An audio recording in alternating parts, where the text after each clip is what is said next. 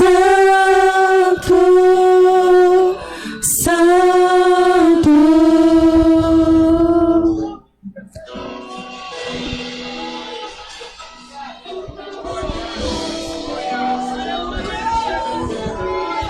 Pode glorificar, glorifica.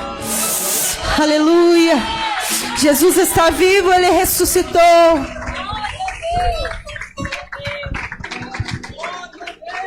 Aleluia, glória a Deus.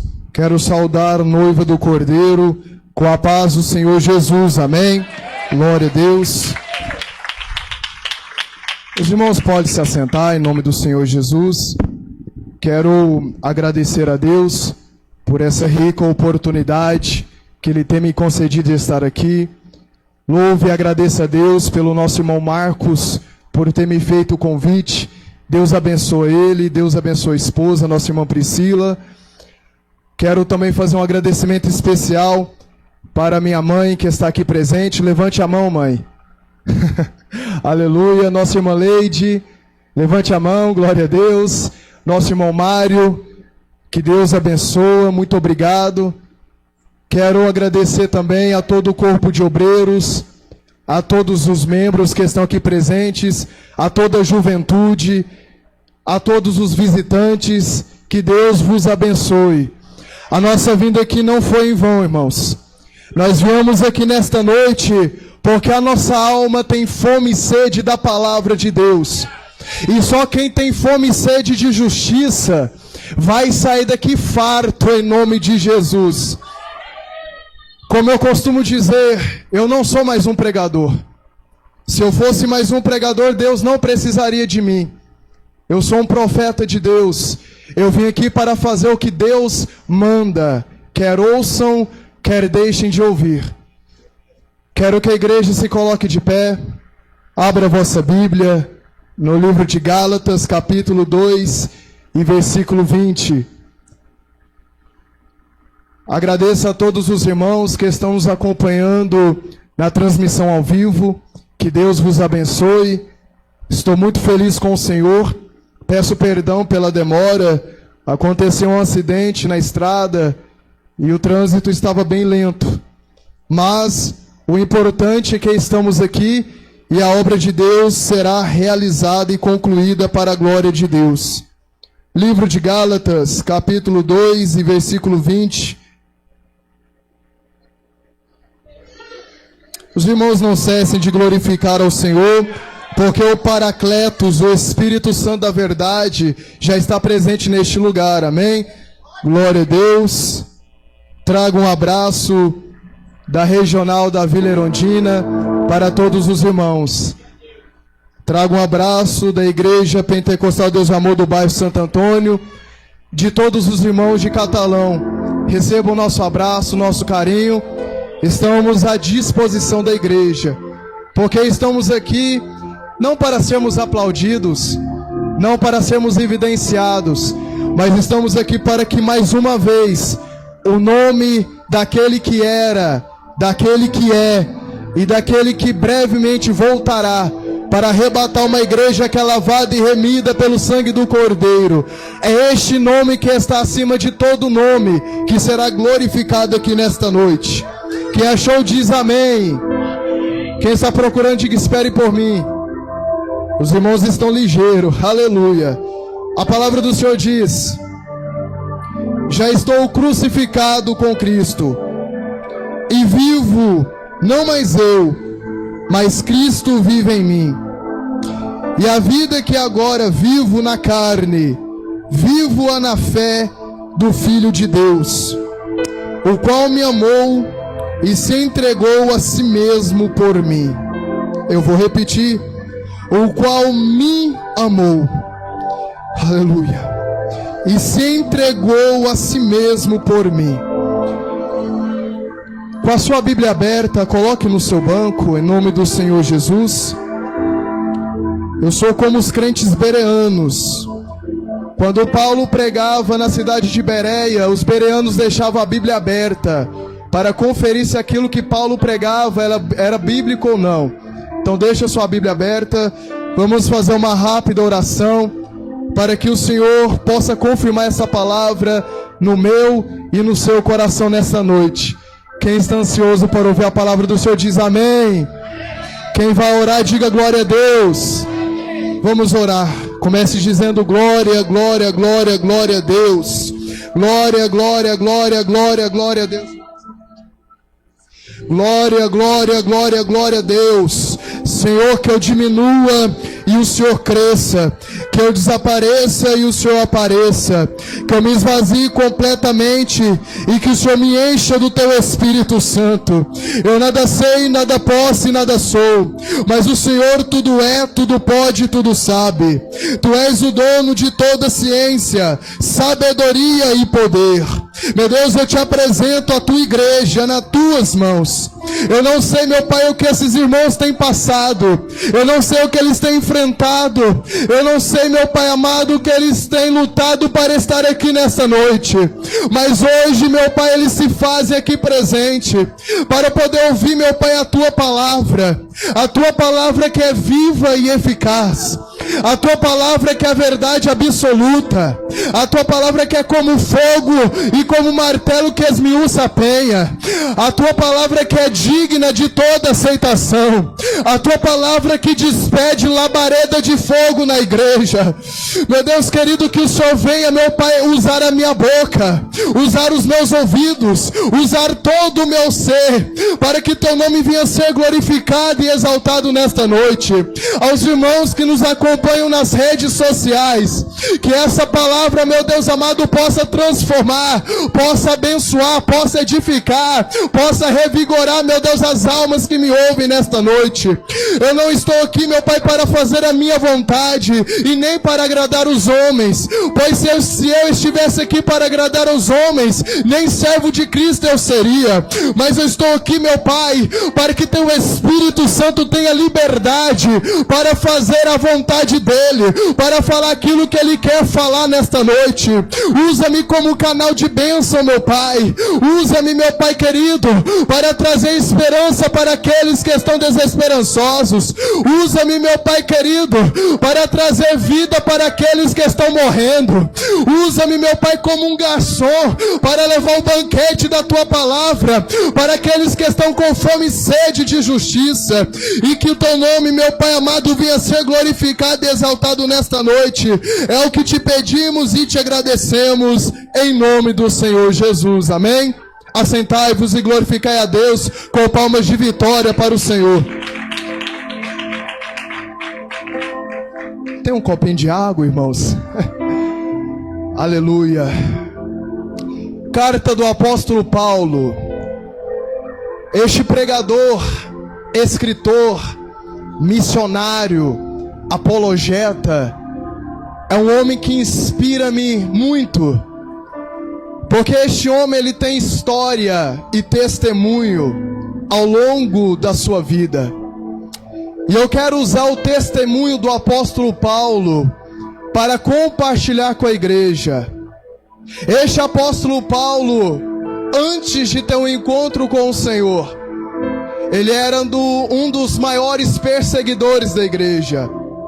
A palavra do Senhor nos diz que ele perseguia os cristãos, prendia-os, açoitava-os e maltratava os cristãos que estavam apenas pregando a palavra do Senhor.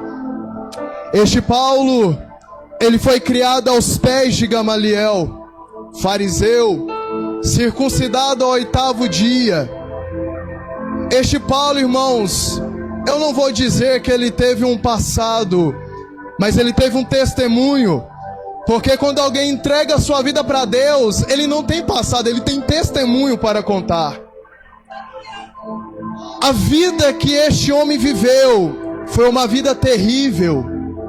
Há quem olhava para a vida do apóstolo Paulo, este chamado Saulo, dizia que este homem era daquilo para pior, que este homem não tinha mais jeito. Nas minhas conjecturas, nas limitações da mente humana, aquele homem não tinha solução. Aquele homem não tinha mais jeito, porque ele se fez opositor ao próprio Deus, que era o único que podia transformar a vida daquele homem. Ele era inimigo de Deus, inimigos dos cristãos. Ele era inimigo do próprio Cristo, que era o próprio Deus. E a palavra do Senhor nos diz, no livro de Atos, capítulo 9, que este Saulo, respirando ainda ameaças e morte, ele pede cartas para o sacerdote, porque ele queria ir a Damasco para perseguir os discípulos que se dispersaram por lá. Interessante que este Saulo, ele foi o mesmo jovem que segurou as capas daqueles que apedrejaram Estevão. Saulo, ele foi cúmplice daquela morte. Aquele Saulo então pega cartas e vai para Damasco, porque os cristãos que estavam sofrendo a fúria de Saulo viram as suas famílias sendo presas, viram os seus amigos sendo torturados. Eles viram talvez o seu pai, a sua mãe, as suas irmãs, os seus irmãos sendo sequestrados pelo apóstolo Paulo. Mas a Bíblia diz que aqueles cristãos, eles não paravam de pregar a palavra. Eles não desistiram do chamado. Eles não fecharam as suas bocas e voltaram para trás. Mas o que a Bíblia me diz é que eles começaram a pregoar o evangelho para as outras cidades, para os outros lugares. Porque quando a obra é de Deus, pode levantar inferno, pode levantar o diabo que for. Se a obra é de Deus, operando Deus, quem impedirá? Homem não pode parar a obra que é de Deus. Opositores não podem parar uma obra que é de Deus. Talvez a obra humana pode se acabar, mas a obra de Deus não acaba. A obra de Deus, quando alguém tenta barrar, censurar, Deus faz o evangelho crescer mais ainda. Deus faz a palavra ser propagada para os outros lugares, quando alguém tenta se opor, quando alguém tenta levantar uma barreira. O Deus faz o evangelho se propagar para vários lugares. Então aquele Paulo, chamado Saulo, fariseu, perseguidor da igreja, pega as cartas e ele vai então para o caminho a Damasco, juntamente com outros varões. E a Bíblia nos diz que durante aquela caminhada, chega um momento que resplandeceu uma grande luz, que excedia até o brilho do sol. E Saulo então cai com seu rosto por terra. E a palavra do Senhor nos diz que naquela luz ouviu-se uma voz que dizia: Saulo, Saulo, por que me persegues? Perceba que o Senhor Jesus, ele repete o nome de Saulo 2 vezes. E existe um mistério muito interessante quando o Senhor Jesus repete o nome de uma pessoa 2 vezes. Lembra-se de quando Jesus estava na casa de Lázaro, Marta e Maria? Maria estava ajoelhada aos pés do Senhor Jesus, ouvindo as suas palavras. Marta, por sua vez, estava ansiosa e fadigada.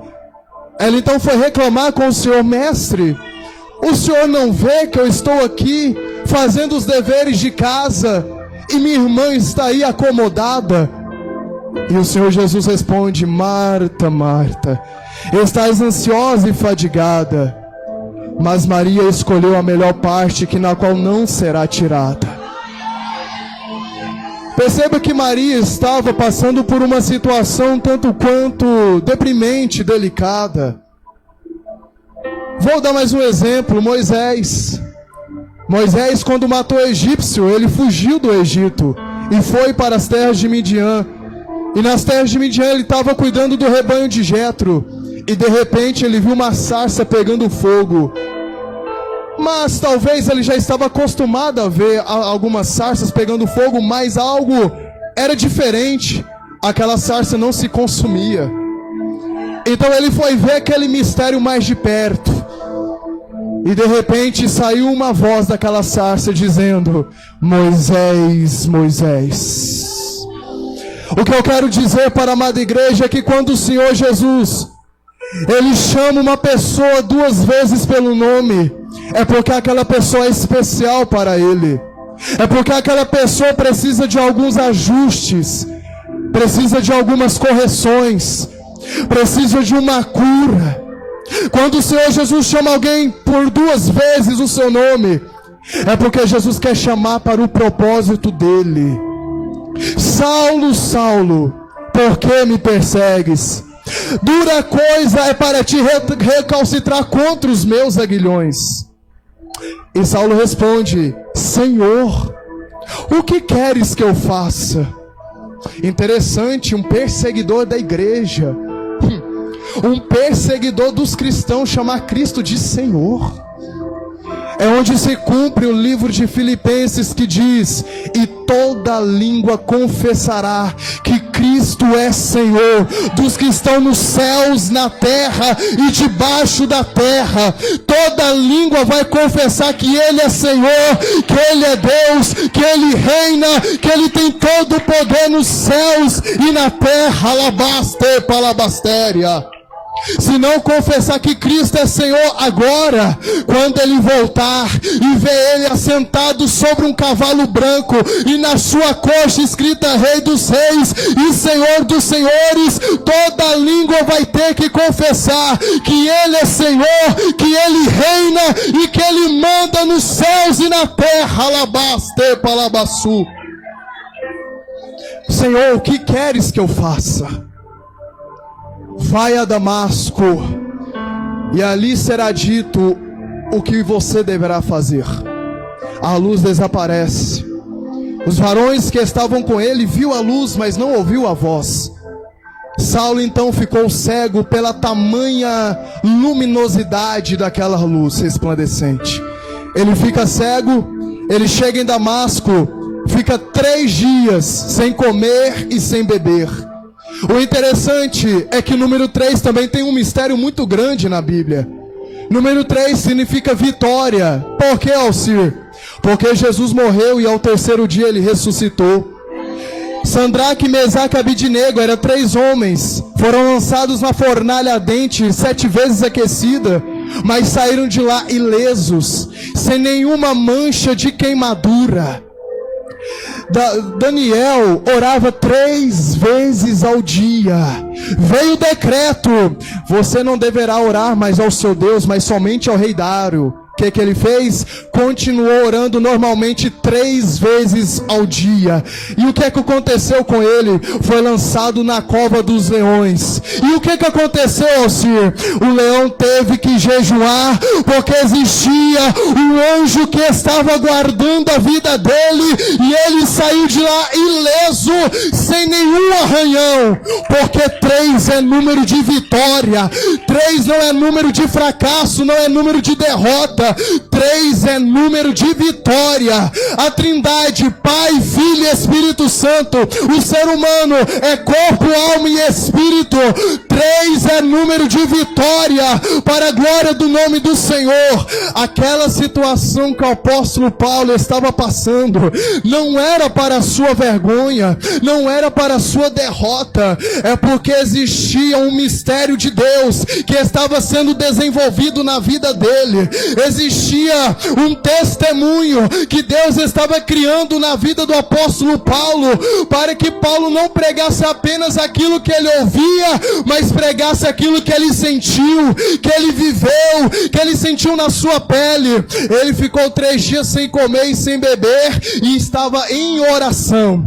De repente, existia um homem chamado Ananias, e este Ananias ouviu a voz do Senhor. Jesus disse: Ananias. E Ananias respondeu: eis-me aqui. Vocês não estão entendendo. Eis-me aqui significa disposição. Eis-me aqui significa prontidão a serviço de Deus. Coisa rara de se encontrar nos dias de hoje. Coisa difícil encontrar alguém que está disponível para fazer a vontade do Senhor. Porque quando se trata das coisas de Deus, as pessoas arrumam desculpa para tudo. Quando se trata da obra de Deus, as pessoas inventam enfermidade que nem existe para não poder participar das coisas do Senhor. Mas ainda existem pessoas que têm disposição. Ainda existe uma geração do Salmo 51 que tem um espírito voluntário, que tem prazer de fazer a obra. Para ele a comida e a bebida é fazer a vontade de Deus. Para ele é uma satisfação estar na igreja, orando, louvando, pregando, evangelizando, visitando, discipulando, cuidando, zelando pelas coisas do Senhor na terra. Ainda existe uma geração que ajoelha e olha para o céu e diz: eis-me aqui, Senhor, envia-me a mim, meu Pai. E Deus, Ele só tem compromisso com aqueles que têm compromisso com Ele. Deus, Ele não fica devendo nada para ninguém. Quando alguém faz as coisas para o Senhor, Deus, Ele é fiel para recompensar. Quando alguém faz algo para o Senhor, Deus é fiel para galardoar, porque Deus, Ele não fica devendo nada para ninguém. Fazer a obra de Deus é um privilégio, é uma satisfação. Fazer a obra de Deus, irmãos, é estarmos capacitados pelo Senhor para fazer algo que até os anjos queriam fazer, mas a missão não foi imputada para eles, foi imputada para mim, foi imputada para cada um de vocês fazer, porque cada um aqui tem uma responsabilidade. Mas estamos em uma escassez de pessoas que digam: eis-me aqui, me envia-me a mim, Senhor. Ananias responde: eis-me aqui. O Senhor Jesus então diz para Ananias: Ananias, vai para uma rua chamada direita, porque existe na casa da Judeia um homem chamado Saulo de Tarso.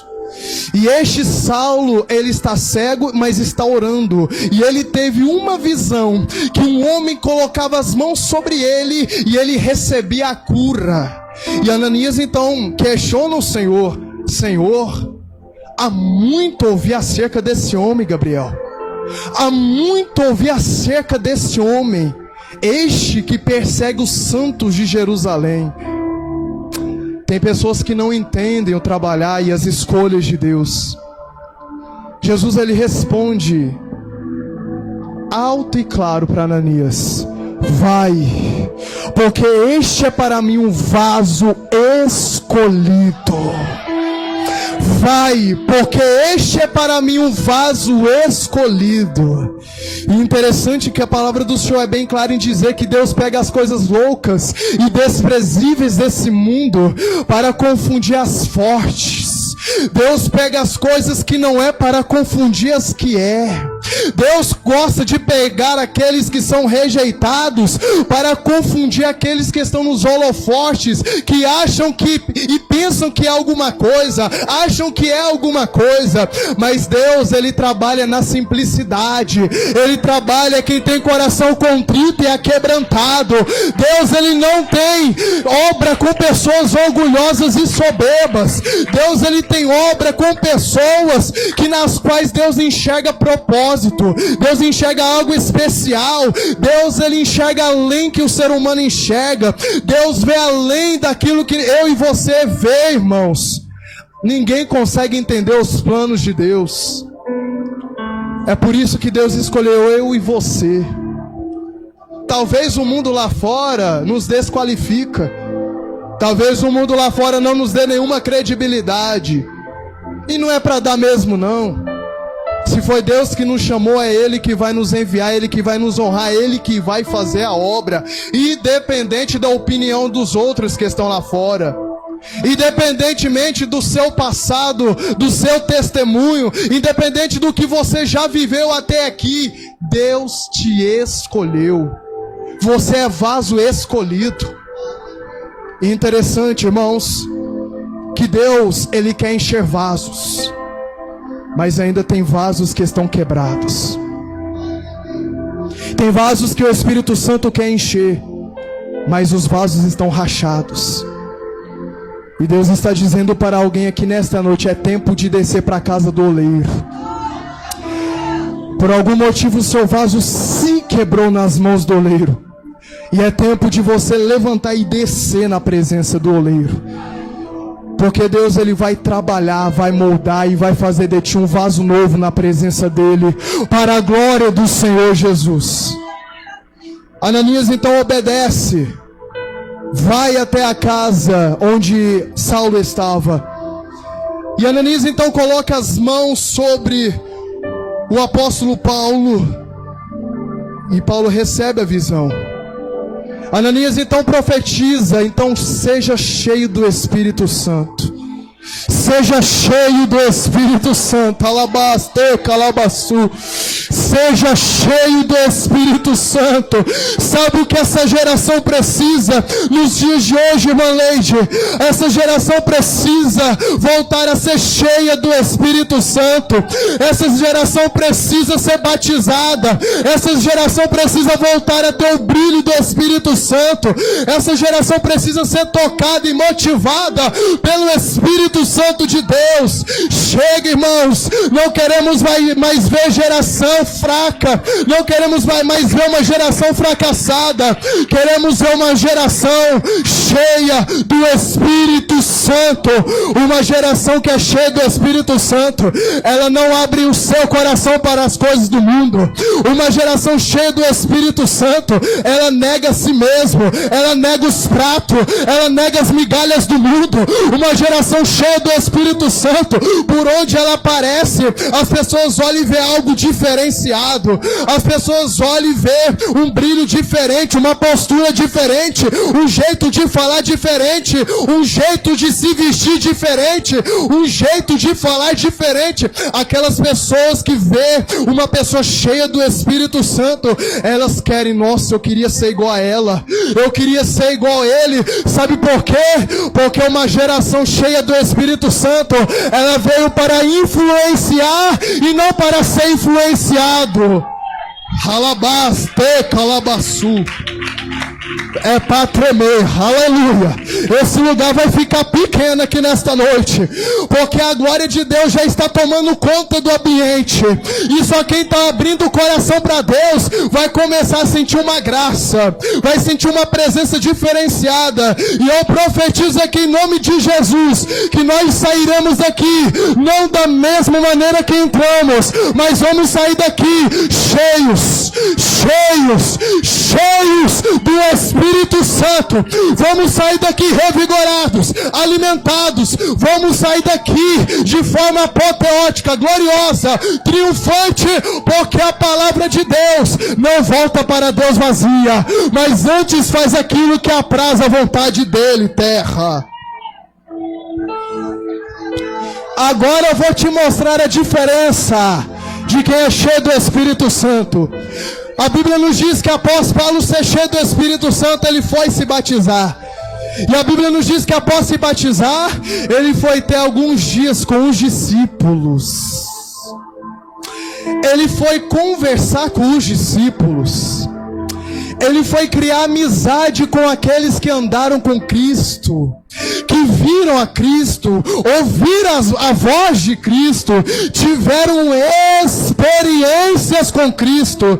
Eu imagino, irmãos, rapidamente, eu imagino o apóstolo Paulo sentado em um tronco de árvore, ao redor de uma fogueira, nas minhas conjecturas. Eu imagino que o apóstolo Paulo estava junto com os discípulos, e ele naquele primeiro amor, ele naquela empolgação, começou a perguntar: Pedro, fala para mim, Pedro, como foi a sua experiência com o Senhor Jesus? E Pedro, então, todo empolgado, ele levanta e diz: sabe, Paulo, eu estava no barco e de repente eu vi um vulto andando sobre as águas, e eu então falei para o vulto: quem é você? E ele diz: eu sou Jesus. Ah, é? Se você for Jesus, então permita-me que eu vá até o teu encontro. E aquele vulto disse: venha. Então sabe o que aconteceu, Paulo? Eu pisei na água e não afundei. Eu andei sobre as águas, Paulo. Eu desafiei a lei da física. Essa foi a experiência que eu vivi com Cristo. Aí então o apóstolo Paulo fala: e você, João? E você, Tiago? E você, Pedro? Continua me contando. E sabe o que os três falaram? Existia um dia, Paulo, que estava eu, Tiago e João. Nós fomos para um monte, e naquele monte, aquele ser, ele se transfigurou.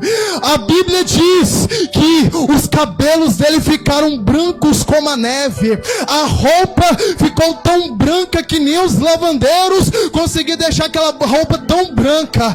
E o rosto dele brilhava. E de repente desceu uma nuvem, e nesta nuvem estava Moisés e Elias, e ele estava conversando com os dois. E Paulo, empolgado, ele então queria experimentar aquilo.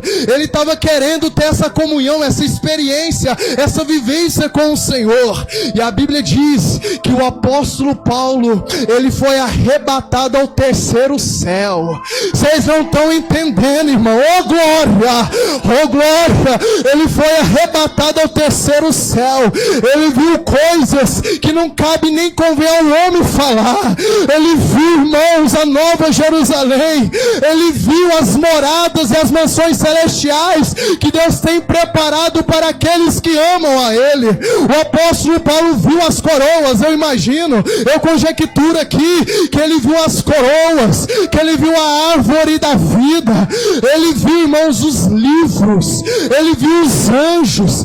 Ele viu os serafins. Ele viu os querubins dizendo: Santo, Santo, Santo é o Senhor dos exércitos. E toda a terra, alabaste, palabassu, e toda a terra está cheia da tua glória. Oh, que maravilha, Jesus de Nazaré. E Paulo, de perseguidor, Deus, pela graça dele, transformou aquele homem dos maiores missionários, pregadores e doutrinadores da palavra do Senhor. Só no Novo Testamento o apóstolo Paulo escreveu 13 epístolas, mensagens cristocêntricas, mensagens profundas veio do apóstolo Paulo. Quão grande a obra que Deus fez para um perseguidor da igreja. Isso é graça. Isso é amor, irmãos. Vocês não estão entendendo. Um perseguidor da igreja que agora é missionário. É só Deus que faz isso. Paulo, então, pelo que eu entendo, ele teve bagagens. Ele foi adquirindo experiências com Deus. E ele então teve a oportunidade, ele teve o privilégio de escrever a carta para os Gálatas.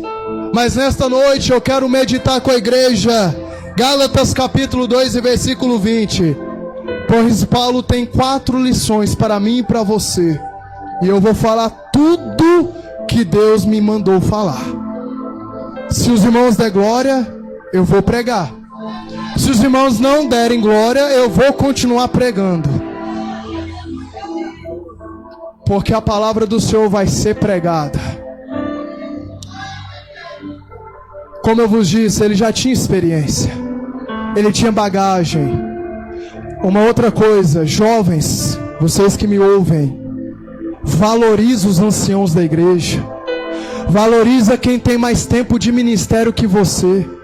Valoriza a tua liderança, valoriza a tua mãe, o teu pai, os teus pastores que tem mais tempo de ministério, que tem mais tempo de experiência que você.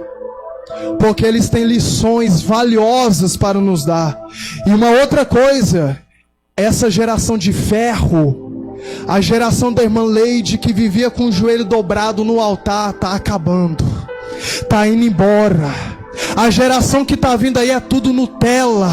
É uma geração que não tem prazer mais de orar. É uma geração que não tem prazer mais de se santificar. São poucos os jovens dessa geração que dão ouvidos para aqueles que experimentaram algo sobrenatural na presença de Deus. Porque era um povo que pagava preço.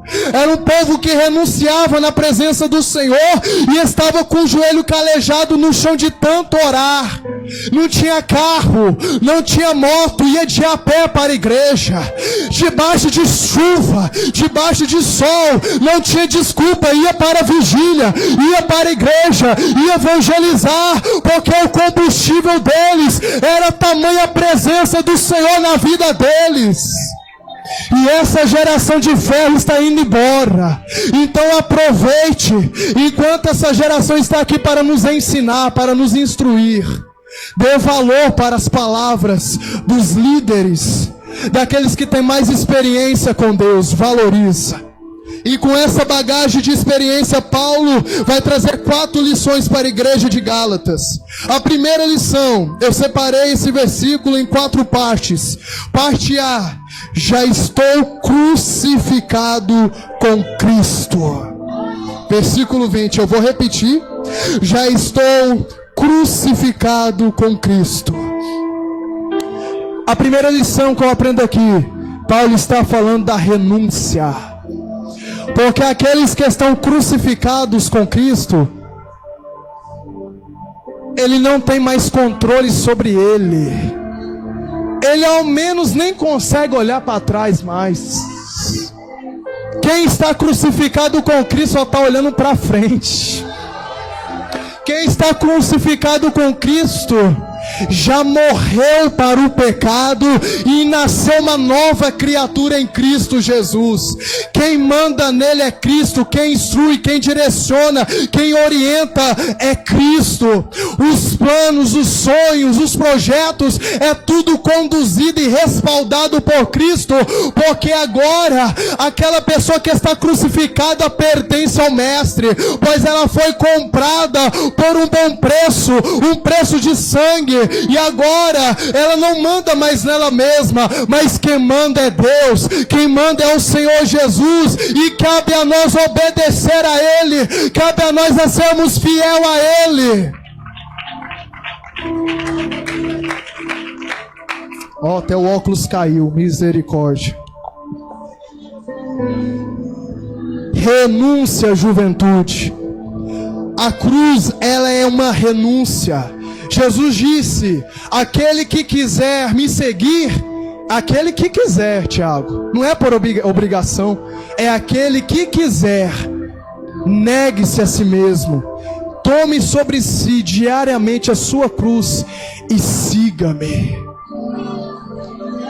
Nos dias de hoje, a gente está na caminhada, na porta estreita, e aos olhos espirituais, irmão Marcos, eu observo muitas cruzes abandonadas à beira do caminho.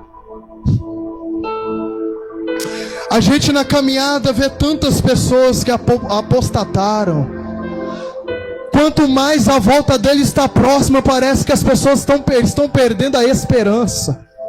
Parece que as pessoas estão perdendo a fé, estão perdendo o primeiro amor. Parece que quanto mais Jesus está voltando, as pessoas estão parando de ter compromisso com a cruz.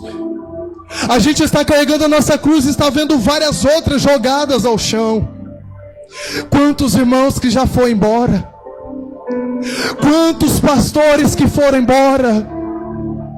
Quantas irmãs que tínhamos tanto carinho, tantas amizades nossas, que hoje a gente vê no mundo da criminalidade, hoje a gente vê afundada no vício das drogas e da bebida, hoje está na prostituição.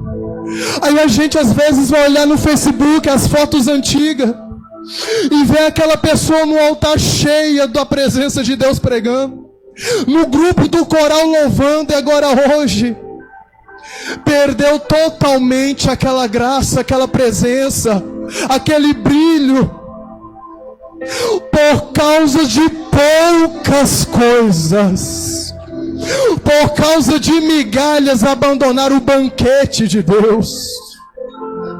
Por causa de um momento de tempo perderam a presença. Por causa de um momento de tempo perderam o ministério. Por causa de um momento de tempo perderam a comunhão com o Espírito Santo. Porque aqueles que fazem o que querem se autodestroem. Ai meu Deus, é tão triste ver tantas almas se perdendo Sendo que na verdade era uma época que a igreja tinha que estar preparada. Era uma época que a igreja tinha que estar renunciando. Era uma época que a igreja tinha que estar mais no primeiro amor. Estamos na época do maior declínio moral, ético e espiritual da igreja. E eu quero te dizer nesta noite que o diabo, ele não respeita o teu curso de teologia. Ele não respeita o crachá que você usa no teu terno. Ele não respeita a cor do teu paletó, a cor da tua gravata. Ele não está nem aí com a tua saia até o pé, com o teu cabelo até o pé. O diabo, ele respeita pessoas que têm a presença. O diabo respeita quem tem a palavra guardada no coração. Terra, ripalabas, tecalabaçu, ricalabas, terralabas. Tem muita gente aí que tem empinado o nariz porque tem uma boa oratória, uma boa hermenêutica, uma boa homilética, uma boa exegese. Eu prego bem, eu louvo bem, dando glória para si, se exaltando. E quão grande vai ser o tombo, porque sem Cristo você não é nada. Porque Jesus, ele diz em João capítulo 15, eu sou, aleluia, ele é, eu sou a videira verdadeira, e vós sois os ramos, e se os ramos não estiverem ligados na videira, nada podereis fazer. Mas tem um porém, aqueles que estão em Cristo, e Cristo está nele, esse dará muito fruto na presença do Senhor. Romanos capítulo 6 e versículo 6, Paulo diz que o nosso velho homem foi crucificado com ele, para que o corpo do pecado seja destruído e não mais sejamos escravos do pecado. A cruz, ela nos trouxe liberdade. A cruz, ela nos desprendeu do domínio do pecado, irmão. A graça do Senhor Jesus, ela nos libertou da lei do pecado e da morte. Mas a lei do Espírito é vida, irmão. A graça e a cruz do Senhor nos fez ter uma novidade de vida na presença do Senhor. As pessoas hoje não estão carregando mais as cruzes, não estão mais carregando as suas cruzes. Por isso estão vivendo uma vida de derrota e fracasso, porque não estão negando mais a si mesmo, não estão mais renunciando ao pecado. E o salário do pecado é a morte, irmã Leide. Mas Jesus veio para dar vida e vida com abundância. Jesus, ele veio para dar forma para aquilo que estava em desordem. Ele veio trazer vida para aquilo que estava morto. Ele veio para morrer em nosso lugar, para que nós tivéssemos o direito de herdarmos o reino de Deus e andarmos em justiça na presença do Senhor. É só Cristo que pode fazer isso. Infelizmente, em nossas igrejas, a palavra da cruz já não é mais pregada. Palavra de santidade já não é mais pregada, porque isso não abre agenda. Pregar contra o pecado não faz o pregador estar nos holofortes, nas grandes mídias. Pregar contra o pecado não amontoa fã-clube, não dá status, não dá fama, mas te livra do inferno. Te livra das garras de Satanás. Pregar contra o pecado vai te levar para comer do fruto da árvore da vida. Pregar contra o pecado vai amontoar mais perseguidor, assim como aconteceu na vida dos discípulos. Engraçado, esses pregadores motivacionais, esses coach, esses lobos em pele de cordeiro que fica pregando um evangelho anátema, esse evangelho de facilidade que promete tudo na terra, mas uma escassez no céu. Promete uma vitória terrena, mas não promete a igreja ser arrebatada no último dia. O mesmo Paulo diz: pensai nas coisas que são de cima e não nas coisas que são de baixo, Cláudio. Porque na verdade nós não somos daqui. Vivo, não mais eu, mas Cristo vive em mim. Novidade de vida. Segunda lição que eu aprendo aqui. Novidade de vida. Vai doer, irmãos. A forma como você fala evidencia que Cristo vive em você. A forma como você se veste evidencia que Cristo vive em você. A forma como você se comporta evidencia se Cristo vive em você. A forma como você trata o seu pastor, os seus pais, evidencia se Cristo vive em você. Lá nas quatro paredes, evidencia se Cristo vive em você. Será que lá no seu trabalho, quando ninguém está te vendo, quando o seu pastor não te vê, quando os seus líderes não estão te vendo, será que você evidencia que Cristo vive em você? Porque ser crente dentro da igreja é muito fácil. Dizer santo, santo, santo é o Senhor dentro da igreja é muito fácil. Qualquer um faz isso, até o ímpio faz. Jesus diz: sejais luz lá fora, nas trevas. A luz só brilha nas trevas. A luz, ela vai brilhar na escuridão, não é dentro da igreja não, irmão. Está na hora de uma geração se levantar para mostrar quem é o Deus que ela prega, quem é o Deus que ela serve, quem é o Deus que ela fala assim: Ele transforma, Ele muda o cenário, Ele pega o caído e levanta o caído. O meu Deus, Ele transforma o cenário, Ele transforma o ambiente. O meu Deus, Ele transforma a minha vida. Nós queremos ver atitude, nós queremos ver comportamento. Chega desse negócio de só falar, nós queremos atitude. Falar até papagaio fala, irmão. E outra coisa, pular dentro da igreja, qualquer um pula. Falar em línguas dentro da igreja, qualquer um fala. Até o diabo, se quiser, ele imita. Até o diabo, se ele quiser meter um reteté, ele mete também. A vida do cristão é evidenciada segundo como está a profundidade da raiz dele na terra, porque a raiz ninguém está vendo. Ninguém vê a raiz dele. A intimidade é o segredo de alguém ser evidenciado se ele tem Cristo na vida ou não. A intimidade é lá nas quatro paredes, dentro do quarto dele. É quando ele fecha a porta, ora a Deus em secreto, Deus ouve ele no secreto, e publicamente Deus honra, publicamente Deus exalta, publicamente Deus está lá levando, enviando e brilhando na vida dele. É na intimidade, é quando ninguém está vendo, é quando só Deus e ele está vendo como é ele de verdade. Deus conhece a minha vida. E Deus sabe quem é você é. Deus, Ele te conhece. Do que adianta viver de aparência? Do que adianta viver de máscara dentro da igreja e no último dia você não subir? Do que adianta buscar a aprovação de homem, buscar a glória de homem, e naquele último dia o Senhor virá para você e dizer: apartai-vos de mim, porque eu não te conheço. Do que adianta? Vivemos nessa vida desperdiçando momentos que deveríamos viver uma vida em sinceridade, adorando a Deus em espírito e em verdade, e escolhemos viver de máscara e aparência na presença dos homens, sendo que Deus, Ele tem olhos como chama de fogo, que contempla a nossa vida onde quer que a gente esteja. Se eu subir ao céu, o Senhor estará lá. Se eu descer ao mais profundo mal, o Senhor também estará lá. Não tem como a gente fugir dos olhos de Deus.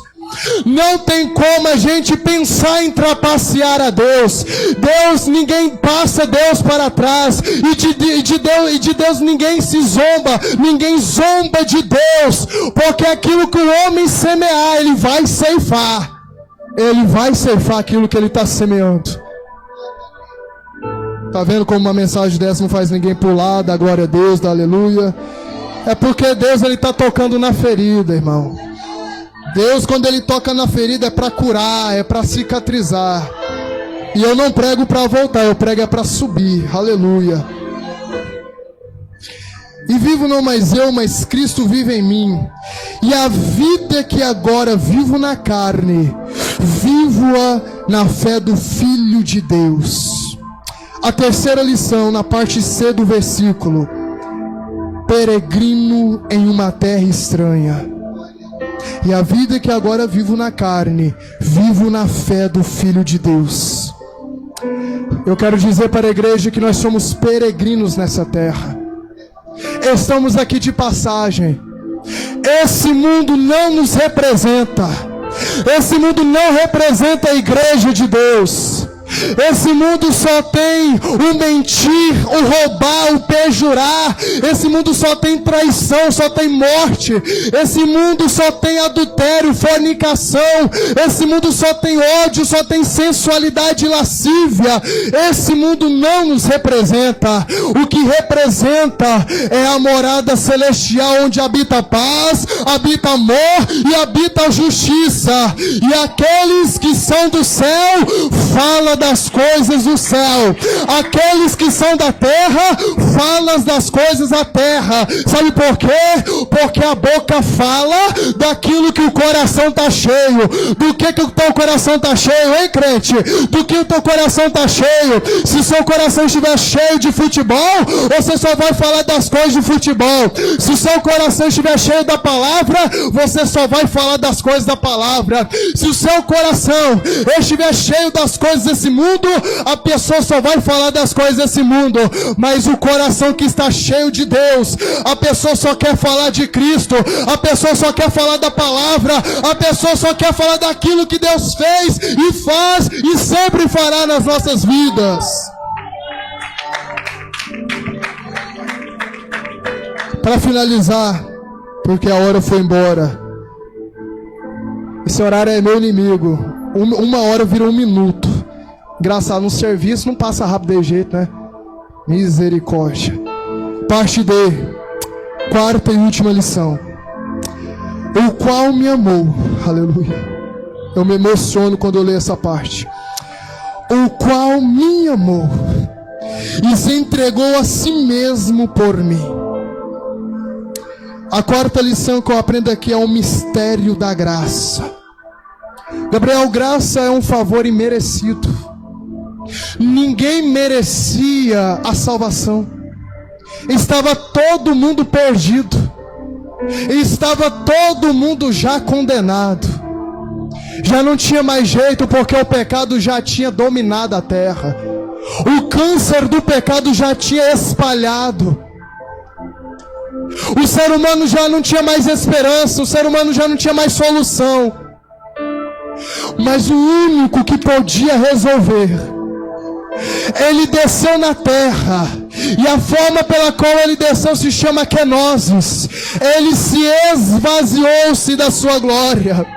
Ele não abriu mão da sua divindade. Ele esvaziou-se dos privilégios divinos e desceu na terra. Viveu como homem, sofreu como homem, chorou como homem, viveu o que eu e você vive, passou pelas mesmas coisas que eu e você passa, para nos provar que é possível viver uma vida sem pecado, é possível viver uma vida em obediência, é possível viver uma vida onde a gente agrade ao Senhor, é possível nele a gente alcançar a vida eterna. O mistério da graça é que Deus, ele pegou a gente lá no fundo do poço, lá no lamaçal do pecado, nos tirou do lamaçal do charco de lodo e nos limpou com o teu sangue precioso. O sangue dele nos purificou de todo o pecado. O sangue dele nos deu uma segunda chance. O sangue dele foi provar que Deus, ele é bom, que ele é misericordioso, e o amor ágape dele, sim, o amor de Deus é um amor ágape, é um amor incondicional, porque enquanto as pessoas dessa terra amam você por aquilo que você oferece, enquanto as pessoas aqui dessa terra te amam enquanto você tem algo a oferecer, o nosso Deus, mesmo a gente não tendo nada, Mesmo a gente está na pior miséria espiritual, mesmo a gente está em uma situação de desgraça, uma situação manchada pelo pecado, mesmo a gente não tendo nada a oferecer para Ele, Ele nos amou incondicionalmente. Eu imagino pelas minhas conjecturas que Jesus olhou do céu e viu a cana trilhada. Ele viu o pavio que estava fumegando, mas ele disse: a cana trilhada eu não vou quebrar, e o pavio que fumega eu não vou apagar, porque eu ainda tenho interesse nesse povo. Eu tenho um amor tão grande por esse povo. E a Bíblia diz que Deus amou o mundo de tal maneira que entregou o seu Filho unigênito, para que todo aquele que nele crê não se perca, mas tenha vida eterna. E a condenação é esta: que a luz esteve no mundo, mas o mundo preferiu mais as trevas do que a própria luz. A Bíblia diz que Jesus se entregou. Ele não morreu, ele se entregou. É diferente, porque ele é a vida. A morte não tem poder contra o nosso Deus. Ele se entregou e morreu em nosso lugar, para que hoje eu e você tivéssemos o privilégio de estar aqui, tivéssemos o privilégio de ter uma novidade de vida. O sangue dele deu um reset na nossa vida passada. Hoje nós temos testemunho para contar. Hoje somos novas criaturas, herdeiro do céu, geração eleita, sacerdócio real, uma nação santa, um povo separado. Nós somos os 7.000 profetas que não dobraram os joelhos para Baal. Somos uma geração que Deus escolheu para nos enviar, para trabalhar e para nos salvar. E brevemente esse Deus dará ordem para o arcanjo ressoar a última trombeta, e só aquele que perseverou até o fim, só aquele que renunciou, só aquele que perseverou alcançará a vida eterna. Eu quero que a igreja se coloque de pé.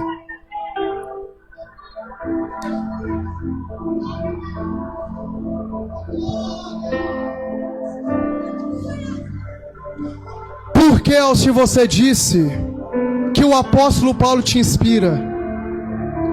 Porque o apóstolo Paulo, em suas viagens, teve o seu barco naufragado, foi açoitado, perseguido, foi humilhado, apedrejado, e eu não vejo em nenhum momento Paulo querendo voltar para trás.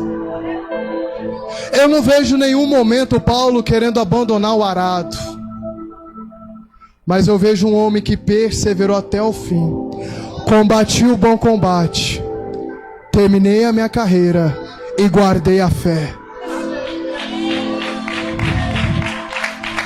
2 Timóteo, para finalizar, Paulo diz: desde agora a coroa da justiça me está aguardada, a qual o Senhor, justo juiz, me dará naquele dia, e não somente a mim, mas também a todos os que amarem a sua vinda. Sharai cantori calabaçu, ricalabaste palabaçu. Eu não vejo a hora desse dia acontecer. Eu não vejo a hora de olhar para o céu e ver o meu mestre rasgando os céus e vindo nos buscar. Eu não vejo a hora. A igreja diz: Maranata, ora vem, Senhor Jesus. Maranata, ora vem, Senhor Jesus. Eu já não suporto mais viver nessa terra. Eu já não suporto mais, irmãos, pregar e ver pessoas doidas para ir embora. Eu já sinto o peso do evangelho. Enquanto o pregador está suando, tem pessoas que mexem no celular durante o culto. A gente prega e tem pessoas que estão loucas para ir embora. Eu quero ir para o céu. Eu quero morar no céu. Eu, assim como Paulo, pegou todos os títulos dele, jogou tudo no lixo. Para ele não adiantava nada. O seu doutorado na lei, os seus conhecimentos, a sua postura, ele jogou tudo no lixo, porque agora ele estava aguardando, era a vinda do Senhor. E é isso que precisamos precisamos aguardar a vinda dele. E eu quero chamar até aqui à frente a primeira pessoa que quer aceitar o Senhor como único e suficiente Senhor e Salvador da sua vida. Tem alguém aqui que deseja reconciliar-se com Deus? Alguém por algum motivo se afastou, por algum motivo desanimou? A oportunidade chama hoje e agora. E se ouvides a voz do Espírito, não endureçais o vosso coração. Eu sei que uma palavra como essa foi um tanto quanto dura, mas quem disse que a palavra do Senhor é travesseiro, a palavra do Senhor é espada? Se a palavra do Senhor fosse algo agradável, era um travesseiro. A palavra do Senhor é espada, irmão. Tem alguém? A porta da graça ainda está aberta. Você ainda é vaso escolhido. Por mais que você saiu da casa do Pai, tu ainda continua sendo filho. Tem alguém? Se não tem ninguém, eu quero conceder a oportunidade para a nossa irmã Leide. Quero agradecer a Deus por essa oportunidade, que Deus possa continuar falando fortemente em cada coração. E as palmas é para o Senhor Jesus.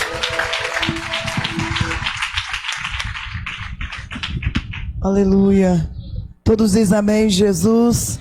Todos digam graças a Deus. Diga glória ao Pai, glória ao Filho, glória ao Espírito Santo de Deus. Pode adorar ao Senhor, pode adorar ao Rei da Glória. Adore ao Rei que vive e permanece para sempre.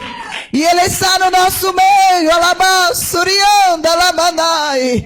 Ele está procurando os verdadeiros adoradores que Ele adora em espírito e em verdade. Tem adorador aqui, tem adorador aqui. Tem adorador aqui, não pare de adorar.